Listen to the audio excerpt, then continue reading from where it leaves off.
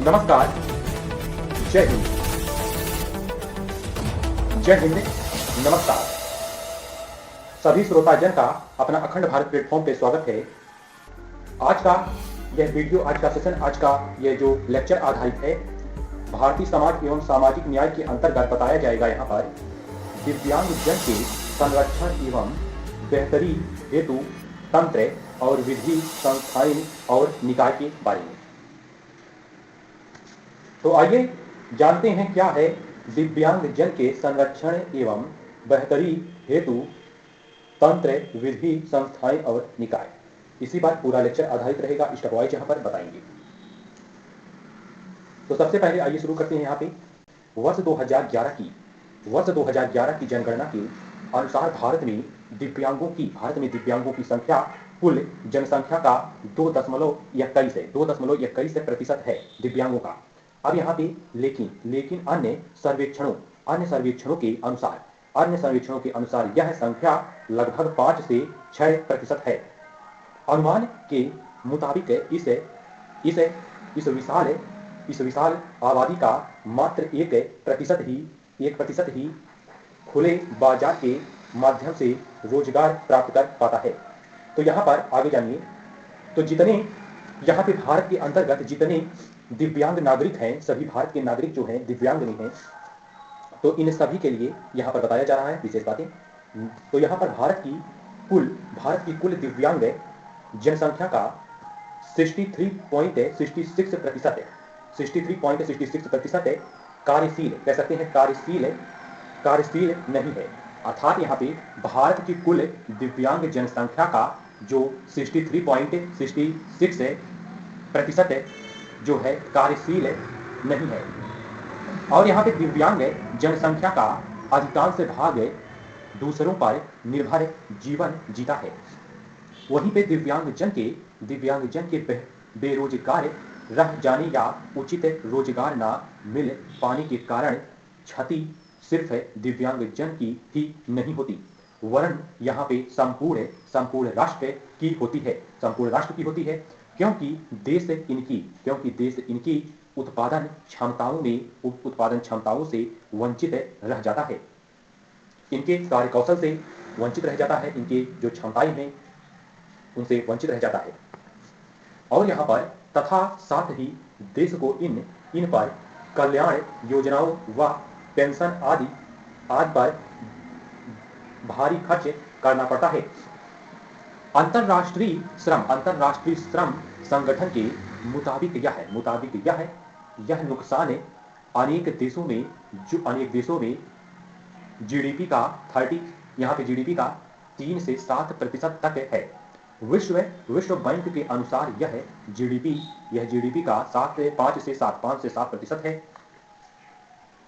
तो यहाँ पर बात हो रही है दिव्यांग जन के संरक्षण एवं बेहतरी हेतु तंत्र, विधि, संस्थाएं और निकाय के बारे में। अब यहीं पर बात करेंगे भारत में दिव्यांग जन द्वारा झेली जाने वाली प्रताड़नाएं और विभेद, इसके बारे में जानेंगे। तो भारत में दिव्यांग जन द्वारा झेली जाने वाली प्रताड़नाएं और विभेद, तो यहाँ पर इन्हें कार्यस्थल यहाँ पे शैक्षणिक स्थल और परिवार में प्रत्यक्ष विभेद का सामना करना पड़ता है, क्योंकि शारीरिक और मानसिक क्षमता होने के कारण इनके साथ बुरा व्यवहार होता है। दिव्यांग महिलाओं और बच्चों का अक्सर यौन शोषण भी होता है। सार्वजनिक यातायात, कह सकते हैं सार्वजनिक यातायात और विश्वविद्यालय और कार्यस्थल, निजी और सार्वजनिक दोनों। तो यहाँ पे सार्वजनिक यातायात, विश्वविद्यालय और कार्यस्थल यहाँ पे दिव्यांग लोगों के प्रति पूर्णतः संवेदनशील नहीं है। ग्रामीण क्षेत्रों में तो स्थिति और भी बुरी है, क्योंकि दिव्यांग महिलाएं और बच्चे समाज से बहिष्कृत समझे जाते हैं। दिव्यांग लोगों हेतु रोजगार संबंधी अवसरों की कम उपलब्धता और दिव्यांगों के अनुकूल आधारभूत संरचना का अभाव है। दिव्यांग व्यक्तियों के उपचार की समुचित दशाओं का अभाव। और यहाँ पे पॉइंट, अधिकांश दिव्यांग निर्धनता से पीड़ित है, अतः व्यापक सुविधाओं से वंचित रह जाते हैं। इस तरह दिव्यांगता और गरीबी में सहसंबंध पाया जाता है। तो यहाँ पर समझा गया भारत में दिव्यांगजन द्वारा झेली जाने वाली प्रताड़नाएं और विभेद के बारे में। अब यहीं पे आगे बात करते हैं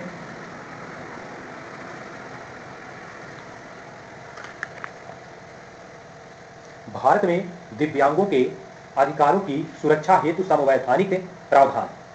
तो यहाँ पर जो भारतीय संविधान के तहत जो प्रावधान किए गए हैं, जितने भारतीय समाज के नागरिक दिव्यांग हैं, सभी प्रत्येक दिव्यांग के लिए, तो यहाँ पर भारत में दिव्यांगों के अधिकारों की सुरक्षा हेतु संवैधानिक प्रावधान। तो संवैधानिक प्रावधान यहाँ पे जो बनाया गया है, यहाँ पे दिव्यांग क्षेत्र के जितने व्यक्ति हैं, जितनी महिलाएं हैं, जितने भाई बहन हैं, जितनी माताएं और यहाँ पे बुजुर्ग, अनेक जितने भी कैटेगरी की मान लीजिए, सभी हर एक कैटेगरी में दिव्यांग का हर एक वर्ग, सभी वर्गों के लिए एक समान।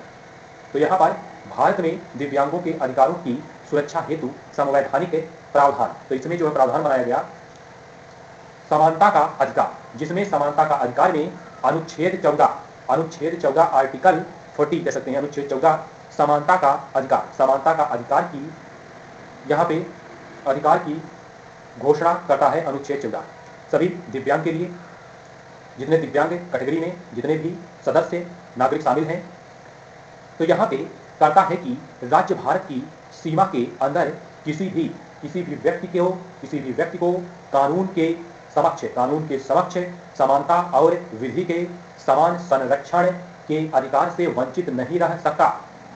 और यहाँ पर यह दिव्यांग लोगों के अधिकारों के संरक्षण हेतु सर्वाधिक महत्वपूर्ण अधिकार है। इससे तात्पर्य है कि लोगों की सामाजिक, मनोवैज्ञानिक और ऐतिहासिक और अन्य जरूरतों के अनुसार अलग अलग मांग होती है। तो यहाँ पे और सभी लोगों को एक जैसा कानून उपलब्ध कराना संभव नहीं है। इससे तात्पर्य है कि जिन लोगों को विशेष व्यवहार की आवश्यकता है, उनके लिए विशेष कानून नीतियां और कार्यक्रम होने चाहिए। अतः यहाँ पे संविधान के अनुच्छेद 14 के अधीन किसी दिव्यांग व्यक्ति के साथ उसकी शारीरिक और मानसिक अक्षमता के कारण होने वाला विभेद इस अनुच्छेद का उल्लंघन माना जाएगा। तो यहाँ पर जो बहिष्कार करेगा दिव्यांगों का, जितने भी दिव्यांग क्षेत्र में आते हैं उन सभी पर, तो वहाँ पे संविधान के अनुच्छेद 14 का उल्लंघन हो जाएगा। तो यहाँ पर समानता का अधिकार अनुच्छेद 14 बताया गया। अब यहीं पर बात करते हैं जीवन का अधिकार। तो जीवन का अधिकार देता है अनुच्छेद 21 से। तो यहाँ पे जीवन का अधिकार अनुच्छेद 21 के अनुसार विधि की प्रक्रिया के अलावा किसी भी व्यक्ति को जीवन से या व्यक्तिगत स्वतंत्रता से वंचित नहीं किया जा सकता है। भारतीय संविधान के अनुच्छेद 21 इसके अधीन प्राण एवं दैहिक स्वतंत्रता का संरक्षण और गरिमामय जीवन का अधिकार है। अगर किसी व्यक्ति के साथ किसी भी आधार पर उसके साथ भेदभाव होता है, तो यह अनुच्छेद 21 का स्पष्टतः उल्लंघन है। तो अगर किसी भी प्रकार से उनके जीवन यापन में कोई बाधा उत्पन्न करता है कोई व्यक्ति, तो यह अनुच्छेद 21 का उल्लंघन होगा। तो यह हो गया जीवन का अधिकार। जितने भी यहाँ पे बात हो रही है मात्र केवल भारत में जितने दिव्यांग नागरिक हैं, हमारे भारतीय समाज के जितने भी दिव्यांग नागरिक हैं, सबके लिए। अब यहाँ पर जानिए राज्य की नीति के निर्देशक तत्व के बारे में। तो यहाँ पे कुछ नीति निर्देशक तत्व विशेष रूप से दिव्यांग लोगों के अधिकारों का उल्लेख करते हैं। निःशक्तता, और यहाँ पे निःशक्तता के मामले में अनुच्छेद 41 विशेष रूप से ऐसे लोगों के लिए राज्य द्वारा कार्य का अधिकार, जिसमें शिक्षा का अधिकार और लोक सहायता का अधिकार देने का प्रावधान करता है। अनुच्छेद 39 कह सकते हैं अनुच्छेद 39 खंड का सभी नागरिकों को समान न्याय और निःशुल्क विधिक सहायता प्रदान करता है। अनुच्छेद 39 खंड का साथ ही यह प्रावधान भी करता है कि आर्थिक अथवा अन्य निःशक्ताओं के कारण किसी को भी न्याय प्राप्त करने से वंचित नहीं किया जाएगा।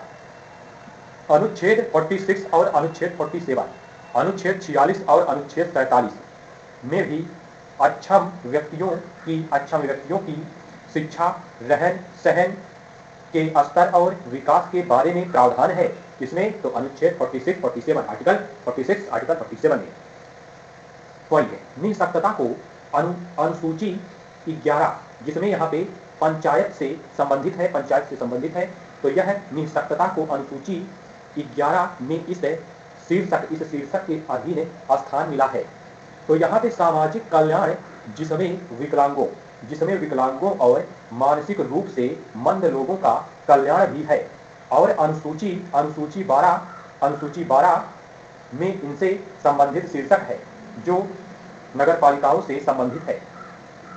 तो यहाँ पे समाज के दुर्बल वर्गों के जितने यहाँ पे जिनके अंतर्गत विकलांग और मानसिक रूप से मंद व्यक्ति भी है, हितों की रक्षा, इन सभी के हितों की रक्षा इस सूची में प्रावधान के तौर तरीके, दायरे सब कुछ बताए गए हैं।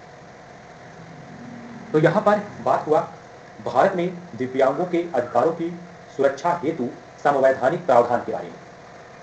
अब यहीं पे समझा जानिए निःशक्त व्यक्ति या कहें समान अवसर अधिकार संरक्षण एवं पूर्ण भागीदारी। तो यह है निःशक्त व्यक्ति अधिनियम 1995 अधिनियम, ये एक्ट है 1995 के लिए, 95 का अधिनियम है, तो इसके बारे में जानिए।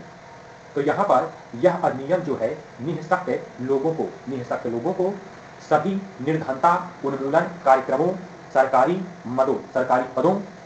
पदों और राज्य शैक्षणिक संस्थाओं और अन्य अधिकारों में 3% आरक्षण प्रदान करता है।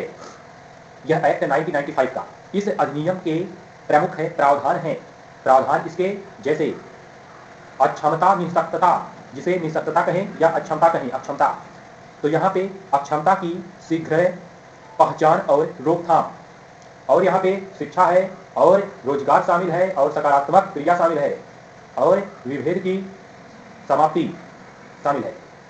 अब यहीं पे प्रमुख विशेषताएं जानिए। तो इस एक्ट की, इस अधिनियम का जो प्रमुख विशेषता है इसके बारे में बात करते हैं।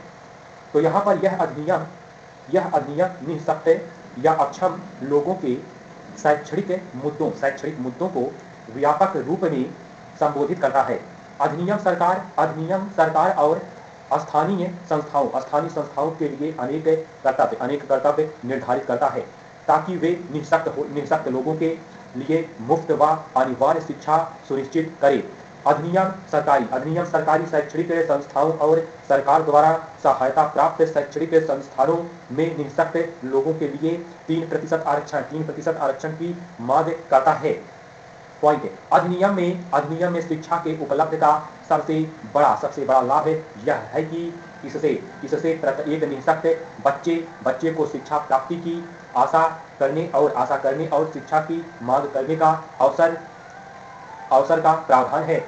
पॉइंट, अधिनियम विविध क्षेत्रों में निःशक्त लोगों के लिए रोजगार का प्रावधान करता है।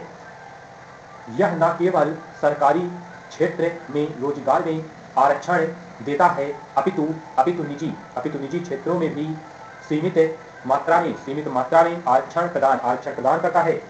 यह दीर्घावधि में उठाए गए कदमों पर चर्चा भी करता है, जैसे रोजगार की पहचान हेतु सरकार प्रायोजित अनुसंधान और कारखानों व कार्यालयों में बदलाव। और यहाँ पर पॉइंट है, अधिनियम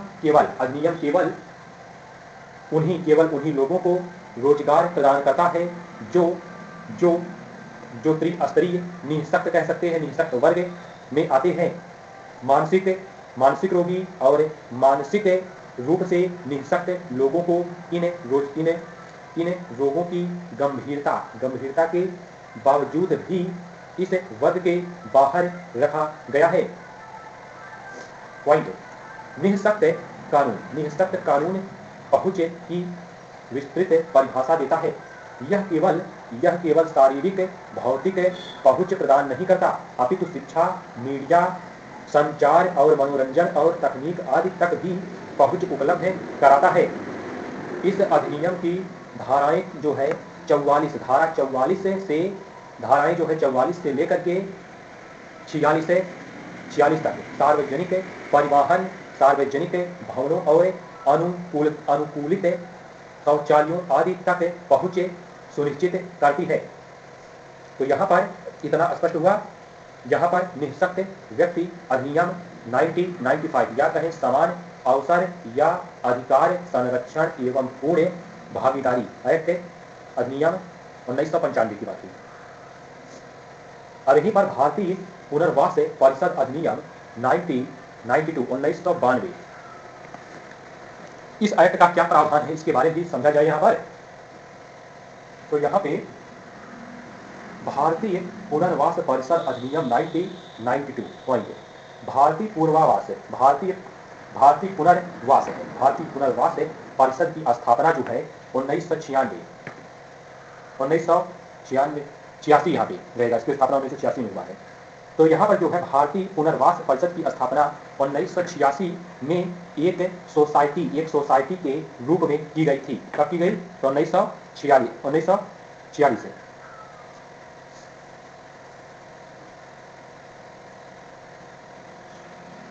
उन्नीस सौ छियासी में किया गया है, इस चीज को ध्यान रखिएगा। इसकी स्थापना जो है 1986 में किया गया है। अब यहाँ पे इसका उद्देश्य जो है निःशक्त लोगों के पुनर्वास के लिए प्रशिक्षण नीतियों और कार्यक्रमों को विनियमित और मानकीकृत करना था। लेकिन निःशक्त लोगों को शिक्षा देने, उनके व्यावसायिक प्रशिक्षण एवं सलाहकारी गतिविधियों के लिए अधिकांश लोग पेशेवर तरीके से अयोग्य पाए गए। तो यहाँ पे अतः न्यूनतम मानक निर्धारित करने की आवश्यकता महसूस की गई।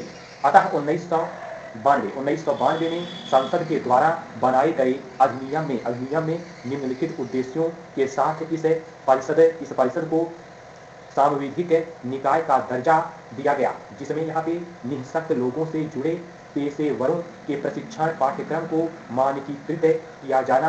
पॉइंट, निःशक्त लोगों से जुड़े पेशेवरों के लिए शिक्षा और विभिन्न वर्गों के पेशेवरों के प्रशिक्षण हेतु न्यूनतम मानक निर्धारित करना है। पॉइंट, इन मानकों को पूरे देश के सभी प्रशिक्षण संस्थाओं में सार्वभौमिक रूप से लागू करना है। पॉइंट, विशेष शिक्षा और पुनर्वास में अनुसंधान को बढ़ावा देना। पॉइंट, पेशेवरों के पंजीकरण हेतु केंद्रीय पुनर्वास रजिस्टर बनाना शामिल है। सभी जितने दिव्यांग हैं सभी के लिए रजिस्टर तैयार करना शामिल है। तो यहाँ पर भारतीय पुनर्वास परिषद अधिनियम 1992 के बारे में बताया। अब यहीं पर सभी दिव्यांग जन कह सकते हैं अधिकार अधिनियम 2016। तो यहाँ पे यह जो अधिनियम है इसके बारे में समझा जाएगा यहाँ पर। तो ये है दिव्यांग जन अधिकार अधिनियम 2016। तो क्या है इसमें क्या प्रावधान है इसके बारे में समझा जाएगा यहाँ पर। तो जैसा कि इस अधिनियम के तहत दिव्यांगों की श्रेणियों को 7 से बढ़ाकर 21 कर दिया गया है। तो यहाँ पे इनमें जो श्रेणी है, जो वर्ग है, जो कैटेगरी है, उसे पहले 7 था, लेकिन सन 2016 से इसे बढ़ा करके 21 कर दिया गया है। तो यहाँ पर इस अधिनियम के तहत दिव्यांगों की श्रेणियों को 7 से बढ़ाकर 21 कर दिया गया है। तो इन 21 श्रेणियों में तेजाब हमले के पीड़ितों और यहाँ पे पार्किंसन और हीमोफीलिया है। और यहाँ पे जैसे यहाँ पे देखिए गिनाते चलते हैं आपको। देखिए जैसे नंबर 1 है तेजाब हमले के पीड़ित शामिल है। नंबर 2 पार्किंसन शामिल है। नंबर 3 हीमोफीलिया शामिल है, और यहाँ पे थायलेसीमिया शामिल है, और यहाँ पे ऑटिज्म है, और यहाँ पर मानसिक विकास, विकार यहाँ पे विकास नहीं, मानसिक विकार जो दिमागी संबंधी है, मानसिक विकार है। और शामिल है, अगली श्रेणी है सेरेब्रल पाल्सी श्रेणी है, और अगली श्रेणी है यहाँ पे अगला वर्ग है मस्कुलर डिस्ट्रॉफी, और अगली श्रेणी है क्रोनिक न्यूरोलॉजिकल, ये श्रेणी है क्रोनिक न्यूरोलॉजिकल श्रेणी। जैसी तो यहाँ पे ये सभी श्रेणियां शामिल हैं। जैसी समस्याओं, तो यहाँ पे जितनी समस्याएं हैं इन सभी जैसी समस्याओं के पीड़ितों को भी शामिल किया गया है। तो इन श्रेणियों में, तो यहाँ पे दिव्यांगता के कैटेगरी में जितना नाम लिया इन सभी को शामिल करके 21 कर दिया गया, 7 से 21 दिव्यांगता। तो इसमें जो है आगे बात करते हैं इस अधिनियम, यह जो अधिनियम जो एक्ट 2016 का है, इसमें इस अधिनियम में सरकार को विकलांगता की नई श्रेणी जोड़ने की छूट प्रदान की गई इस प्रावधान में। तो यहाँ पर इसके तहत निःशक्त जनों से भेदभाव करने की स्थिति में 6 महीने से लेकर 2 साल तक की कैद और 10,000 रुपए से लेकर 5 लाख रुपए तक के जुर्माने की सजा का प्रावधान है। तो यहाँ पे भारतीय समाज के जो अंग हैं, जितने दिव्यांग नागरिक हैं अपने भारत देश के, जितने यहाँ पे भाई बहन, माताएं बहनें, मित्र, जितने भी प्रकार के, जितने भी यहाँ पे स्त्री पुरुष में जितने भी समाज के अंदर दिव्यांग शामिल हैं, पैर से, हाथ से, कान से, मस्तिष्क से और आंख से, जिसका दुर्घटनाग्रस्त हो गए हो, पैर कटा हो, या इससे जो फ्रैक्चर हो जाता है कभी कभार, कभी यहाँ पे दुर्घटना जो घटती है आकस्मिक दुर्घटना भी घटित होने पर जो विकलांगता की कैटेगरी में आ जाते हैं, तो सभी कैटेगरी में सभी के लिए शामिल है, जिसमें टीबी को भी शामिल शायद कर लिया गया है। तो यहाँ पे अनेक शारीरिक रोगों से भी कई रोग इसमें शामिल हैं, शारीरिक रोग जिसका इलाज नहीं है और डॉक्टर उन्हें बता देता है कि अगर ठीक है नहीं होगा। तो यहाँ पे सभी दिव्यांग कैटेगरी और कुछ जन्मजात यहाँ पे दिव्यांग कैटेगरियाँ हैं शामिल, और कुछ जो है कैटेगरी जो है जो प्राकृतिक रूप से और समाज के अनेक घटित घटनाओं के रूप में घटित होती है, अनेक दिव्यांगता में भी आ जाता है सब। और यहाँ पे जो 40% का दिव्यांगता होगा तभी दिव्यांग कैटेगरी में मान्य रहेगा, और तभी 40% से का जब सर्टिफिकेट में जांच के हिसाब से जब टेस्ट होता है, जांच होता है, जब 40% दिव्यांगता आती है तभी 40 से 100 तक जो दिव्यांगता, जैसे 40 की, 50 की, 60 की, 70 की, 80 की, 90 की, 100 की, 100% तक, तभी जाकर के सरकारी योजनाओं का लाभ और जो भारत के संविधान द्वारा प्रावधान किए गए हैं, हर एक अनुच्छेद का प्रावधान हर एक दिव्यांग के ऊपर तभी लागू होता है और तभी उसका सही उपयोग होता है, और हर एक अनुच्छेद का जो दिव्यांग के लिए बनाए गए हैं संविधान के थ्रू, उस पर तभी वह नियम पूरी तरह से मान्य रहेगा। 40 से नीचे रहेगा तब नहीं। अब यहाँ पर बात करते हैं आगे, आइए। तो इस अधिनियम के अनुसार कम से कम 40% विकलांगता से ग्रसित व्यक्ति सरकारी योजनाओं और अन्य में वरीयता का रोजगार एवं शिक्षा में आरक्षण के लाभ पाने का हकदार होगा। और प्रावधान किया गया है कि जो भी दिव्यांग के साथ जो भी भेदभाव करेगा, प्रताड़ित करेगा, समाज के ये अभिन्न अंग है, भारत समाज के जितने दिव्यांग हैं महान अभिन्न अंग हैं, तो यहाँ पर सभी के लिए जुर्माना लग जाएगा जो प्रताड़ित करेगा, जो गलत भेदभाव करेगा।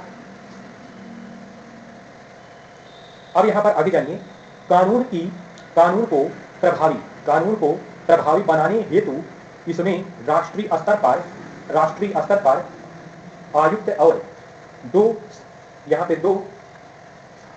सह आयुक्तों का प्रावधान भी किया गया है। इनकी सलाह के लिए एक सलाहकार कह सकते हैं, एक सलाहकार मंडल और समिति का गठन भी होगा। तो यहाँ पर यही प्रक्रिया राज्य तथा जिला स्तर पर ही अपनाई जाएगी। इसमें दिव्यांगजन के लिए एक सार्वभौमिक पहचान पत्र बनाने का भी प्रावधान है, जो पूरे देश में मान्य होगा, जैसा कि यूडीआईडी कार्ड।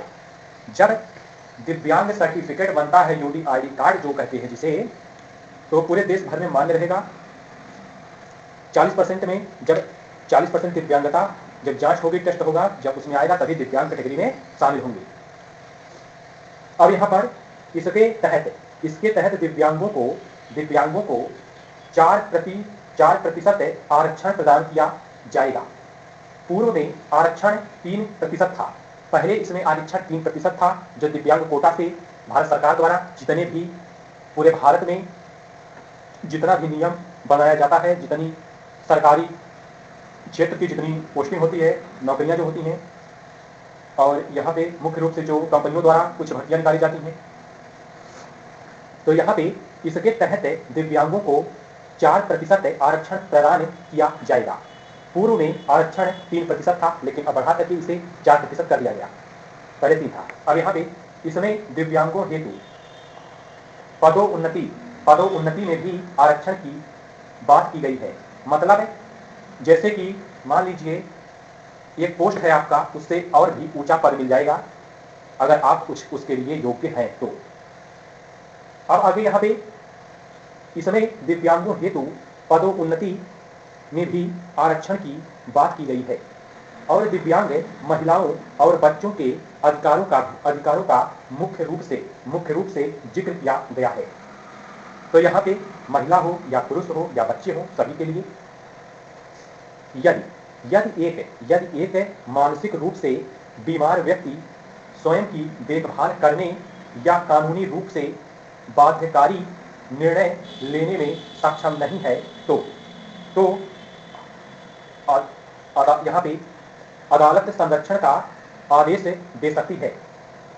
इसके अनुसार जिसका न्यायालय 2 प्रकार की अभिभावकता प्रदान कर सकते हैं, यथा सीमित संरक्षक पूरे अभिभावक कह सकते हैं। तो यहाँ पे जो मानसिक रूप से बीमार व्यक्ति के साथ संयुक्त निर्णय ले सकते हैं उन्हें साथ में, और यहाँ पे पूरे अभिभावक जो मानसिक बीमार व्यक्ति से परामर्श किए बिना उसकी ओर से निर्णय ले सकते हैं। तो यहाँ पे जो मानसिक रूप से है उनके लिए दिया गया प्रावधान। तो यहाँ पर बताया गया, तो ये रहा दिव्यांग जन अधिकार अधिनियम 2016 की बात की। तो इतना क्लियर हुआ। अब आगे आइए,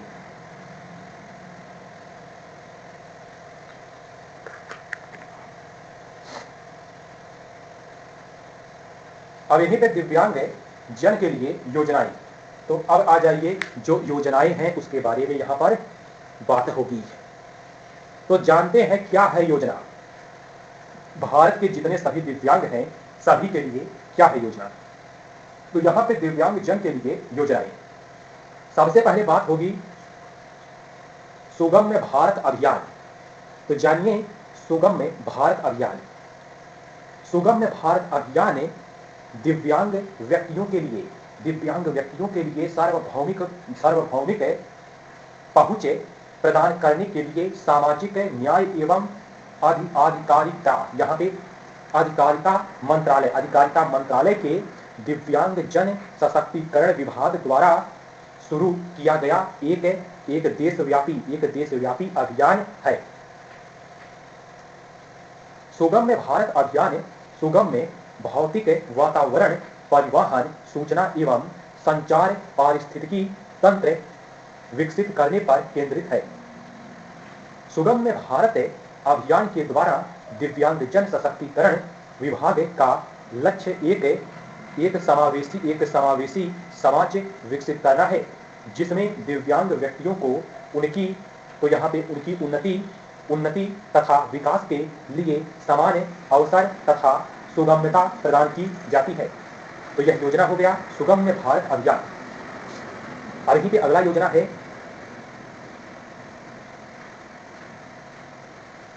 अब यहाँ पे इसका उद्देश्य जानिए। सुगम्य भारत अभियान का जो उद्देश्य है इसे भी जानते हैं थोड़ा।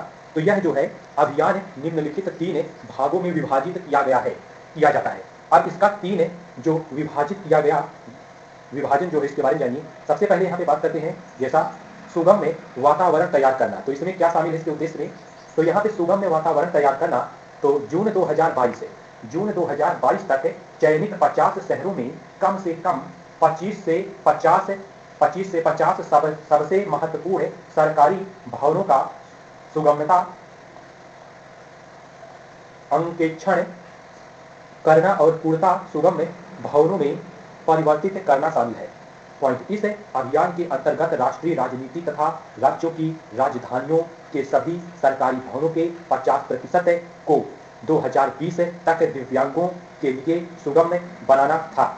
अब यहीं पे पॉइंट है, 2022 तक सभी राज्यों के 10 सबसे महत्वपूर्ण शहरों, इसमें कस्बों और ऊपर दिए लक्ष्यों में शामिल शहरों को छोड़कर, तो यहाँ पर कह सकते हैं जून 2022 तक सभी राज्यों के 10 सबसे महत्वपूर्ण शहरों या कस्बों में 50% सरकारी भवनों का अंकेक्षण करना तथा उन्हें पूर्णता सुगम्य भवनों में परिवर्तन करना शामिल है। तो ये हो गया सुगम्य वातावरण तैयार करना। अब यहीं पे इसका दूसरा भाग है सुगम्य परिवहन प्रणाली। तो इसमें इसका उद्देश्य है सुगम्य परिवहन प्रणाली। 2022 जून 2022 तक सभी अंतर्राष्ट्रीय और घरेलू विमानपत्तनों का सुगम्यता अंकेक्षण करना तथा उन्हें पूर्णतया सुगम्य विमानपत्तनों में परिवर्तित करना। और यहाँ पे देश के 10% रेलवे स्टेशनों को जून 2022 तक पूर्णतः सुगम्य रेलवे स्टेशनों में बदलना सुनिश्चित करना। पॉइंट, यह सुनिश्चित करना कि जून 2022 तक देश में सरकारी स्वामित्व वाले 25% सार्वजनिक परिवहन वाहक सुगम्य वाहक में परिवर्तित हो जाए। तो ये हो जाता है दूसरा भाग जो सुगम्य परिवहन प्रणाली। अब इसी में जो तीसरा उद्देश्य है इसका, वह हो जाता है सुगम्य सूचना एवं संचार परितंत्र। तो यहाँ पर जो है सुगम्य और प्रयोग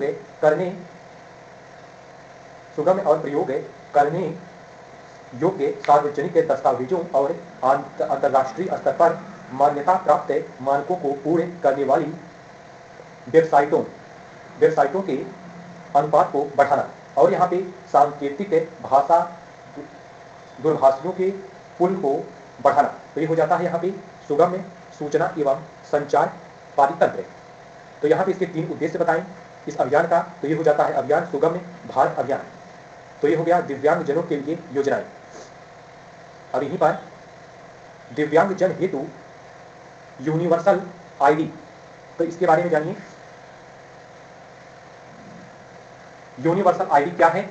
तो यहाँ पर दिव्यांग जन के हेतु यूनिवर्सल आईडी, तो यह आईडी है केंद्र सरकार द्वारा दिव्यांगों को यूनिवर्सल आईडी देने की घोषणा की गई है, जो कि सामाजिक न्याय एवं अधिकारिता मंत्रालय द्वारा जारी की जाएगी। इसके तहत पहचान पत्र पर एक विशिष्ट संख्या होगी जिसके माध्यम से उनके सभी विवरण को जांचा जा सकेगा। इससे विभिन्न प्रयोजनों के लिए प्रमाण पत्र ले जाने की परेशानी खत्म होगी। इसमें व्यक्तिगत पहचान पत्र, बैंक से संबंधित पहचान पत्र और दिव्यांगता प्रमाण पत्र, शिक्षा एवं रोजगार से संबंधित प्रमाण और आय प्रमाण पत्र जैसे विवरण शामिल होंगे। यह देश भर में मान्य होगा और दिव्यांगों द्वारा उनके लिए संचालित हो रही योजनाओं और आरक्षण का लाभ प्राप्त करने को सुलभ बनाएगा। दिव्यांग सारणी यहाँ पर दिया है।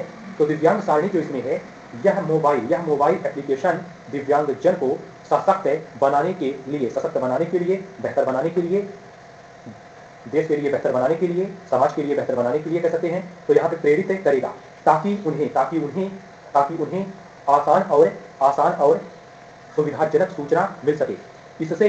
इससे उन्हें एक बटन दबाकर योजनाओं, छात्रवृत्तियों और प्रणाली से संबंधित संस्थागत सहायता और अन्य महत्वपूर्ण प्रासंगिक जानकारियां प्राप्त हो सकेंगी। प्राप्त हो सकेंगी। और यहाँ पर इस मोबाइल ऐप में जो है, इस मोबाइल ऐप का उद्देश्य जो है सामाजिक न्याय और अधिकारिता मंत्रालय के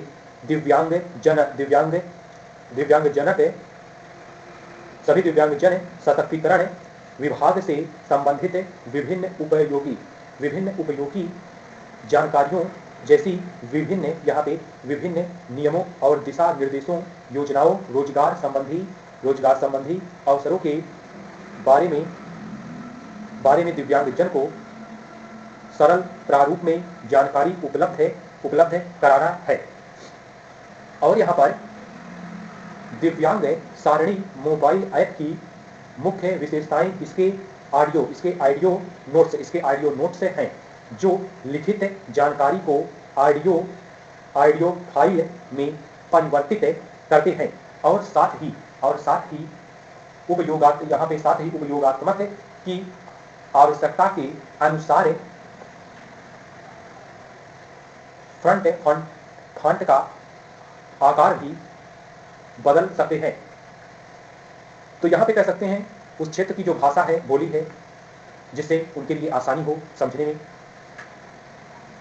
और यहाँ पे इसे वह व्यक्ति भी इस्तेमाल कर सकता है जिसके पास इंटरनेट की सुविधा नहीं है। यह मोबाइल ऐप है डाउनलोड के लिए गूगल प्ले स्टोर में उपलब्ध रहेगा। इसके माध्यम से दिव्यांगजन को आसानी से जानकारी मिल सकेगी। तो यह हो गया यहाँ पर दिव्यांग सारणी के बारे में बताया, दिव्यांग सारणी है। और यहाँ पर आप बताते हैं जो प्रावधान है इसी के अंतर्गत दिव्यांग व्यक्तियों के लिए राष्ट्रीय नीति 2006। तो जो 2006 की नीति रही है सभी दिव्यांग के लिए, तो यहाँ पे दिव्यांग व्यक्तियों के लिए राष्ट्रीय नीति 2006, इस नीति के बारे में। तो यहाँ पर राष्ट्रीय नीति स्पष्ट करती है कि निःशक्त व्यक्ति देश के मूल्यवान मानव संसाधन हैं। सभी जितने दिव्यांग हैं, सभी लोग, सभी नागरिक सभी नागरिक के साथ। तो यहाँ पे साथ ही नीति यह प्रयास भी करती है कि इन व्यक्तियों को समान अवसरों की प्राप्ति हो, इनके अधिकारों का संरक्षण हो तथा समाज में इनकी पूरे भागीदारी भी सुनिश्चित हो।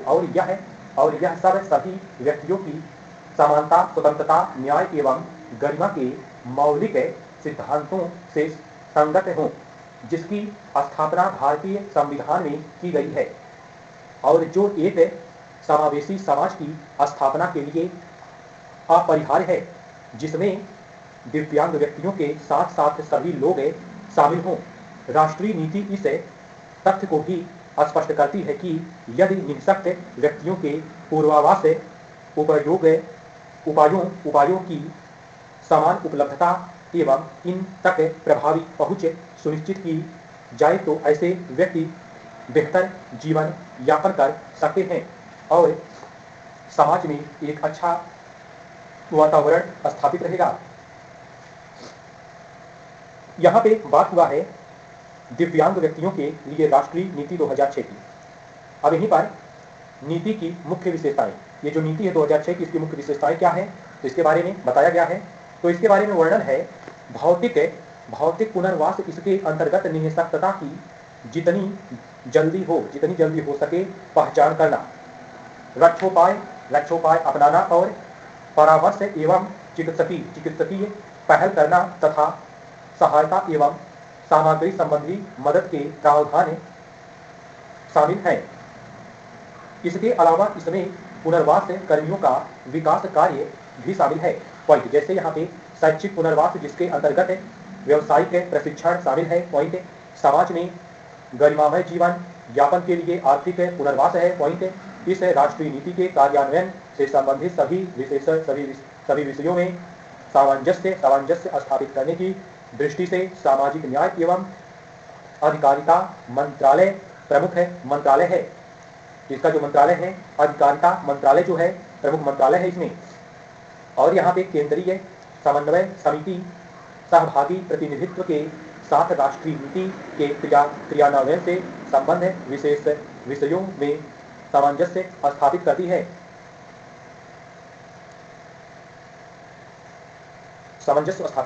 तो यहाँ पर बताया गया, तो ये रहा नीति की मुख्य विशेषताएं। तो कौन सी नीति रही? तो ये रहा दिव्यांगजन व्यक्तियों के लिए राष्ट्रीय नीति 2006।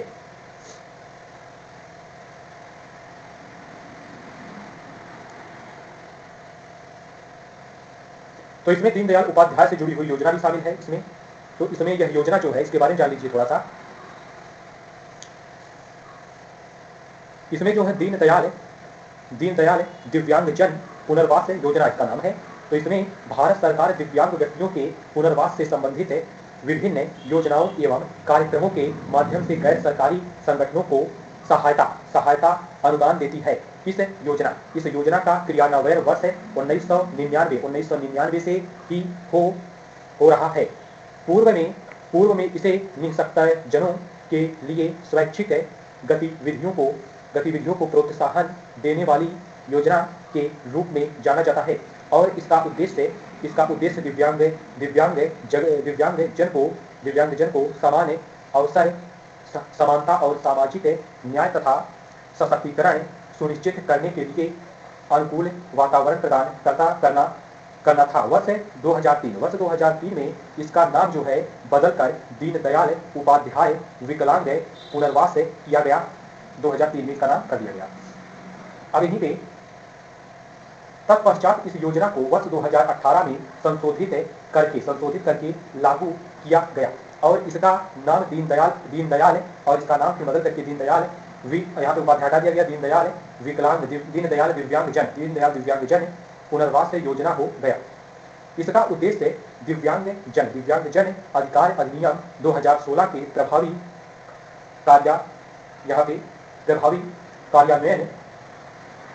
कार्यान्वयन को सुनिश्चित करने के लिए स्वैच्छिक कार्यवाही को प्रोत्साहित करना और दिव्यांगजन के पुनर्वास के लिए शीघ्र हस्तक्षेप और दैनिक जीवन यापन कुशलता और शिक्षा और रोजगार मुख्य कौशल विकास प्रशिक्षण एवं जागरूकता का बढ़ावा देना और उनके सशक्तिकरण के लिए कार्य करना है। तो ये हो जाता है दिव्यांगजन को। तो ये हो गया यहाँ पे दीनदयाल दिव्यांगजन पुनर्वास योजना की बात हुई।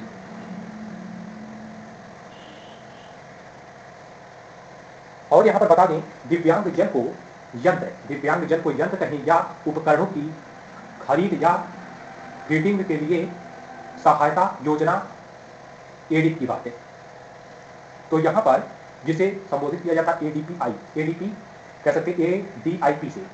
तो यहाँ पर निःशक्त व्यक्तियों को कम से कम लागत पर सहायता सामग्री उपलब्ध कराने के लिए इस योजना को प्रारंभ किया गया है। निःशक्त व्यक्तियों के सामाजिक, आर्थिक और व्यवसायिक पुनर्वास के लिए सहायता सामग्री उपलब्ध कराने की आवश्यकता विशेष रूप से निःशक्त व्यक्ति या सामान्य अवसर अधिनियम संरक्षण तथा पूर्ण भागीदारी कह सकते हैं। इस अधिनियम में जो है 1995 जो 1996 से लागू हुआ।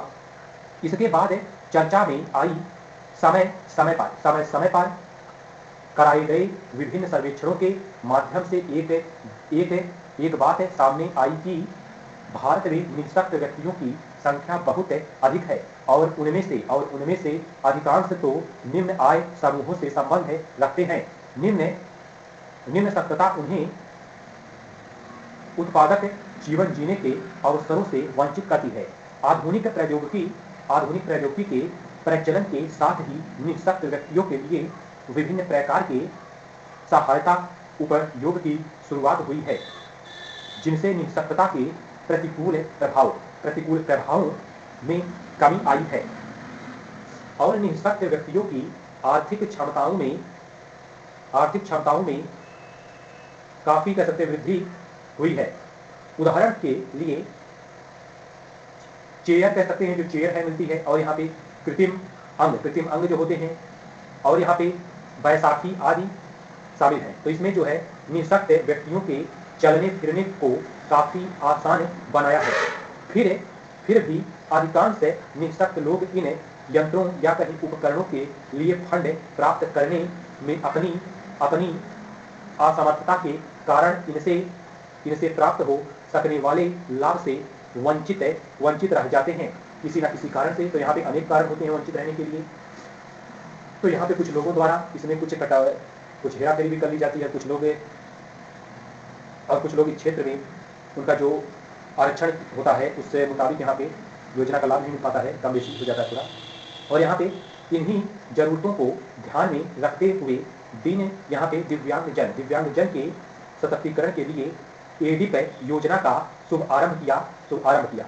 तो यहाँ पे इस योजना का मुख्य उद्देश्य यहाँ पे जरूरतमंद निःशक्त व्यक्तियों को अस्थायी परिष्कृत और वैज्ञानिक ढंग से विनिर्मित एवं आधुनिक स्तरीय सहायता एवं सामग्री उपलब्ध कराना है प्रत्येक के लिए। तो यहाँ पे जिसके वो हकदार हैं यहाँ पे, ताकि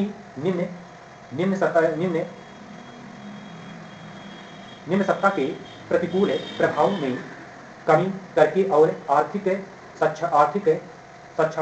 सक्षमताओं में वृद्धि द्वारा निःशक्त व्यक्तियों का भौतिक, सामाजिक और मनोवैज्ञानिक पूर्वाभास सुनिश्चित हो सके। तो यह हो गया यहाँ पर व्यक्तियों के लिए जो दिव्यांगजन को यंत्रों या उपकरणों की खरीद और फीडिंग के लिए सहायता योजना, जिसे एडिप कहते हैं, इसे लाया गया। तो यहाँ पर तो बात हुआ है दिव्यांग जन हेतु यूनिवर्सल आईडी के बारे में यहाँ पे बताया गया। तो आज का ये लेक्चर जो पूरा आधारित रहा है, पूरा दिव्यांग जन पर आधारित रहा है भारत समाज के अंतर्गत। अब यहीं पर देखिए यहाँ पर क्या क्या अध्ययन किया गया है, इसके बारे में यहाँ पे स्पष्ट कर देते हैं।